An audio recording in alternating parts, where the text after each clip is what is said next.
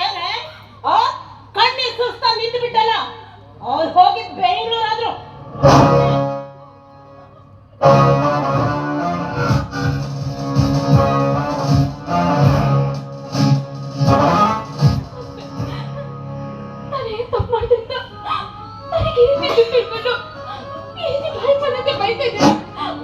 ಗಂಡ ಹೋಗ್ಬೇಕಂದ್ರೆ ಅವರು ನಮ್ಮ ಮನಸ್ಸಿಂದ ಪ್ರೀತಿ ಮಾಡಿ ಕಳಿಸ್ಬೇಕಾಗಿರೋದು ಹೆಂಗೆ ದೊಡ್ಡ ಕರ್ತವ್ಯ.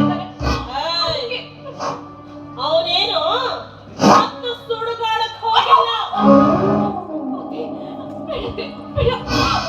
ನನ್ನ ಗಂಡ 100 ವರ್ಷ ಸುಖವಾಗಿ ಸಂತೋಷದಿಂದ ಬಾಳ್ಬೇಕು. ಈ ಮುಂದೆ ಇದೆ ತನ್ನ ಉಳಿಬೇಕು ಅಂತೆ ಅವರಿಗಂತ ಮಾತನಾಡ್ಬೇಡಿ. ಸರಿ ಹೋಗೋ.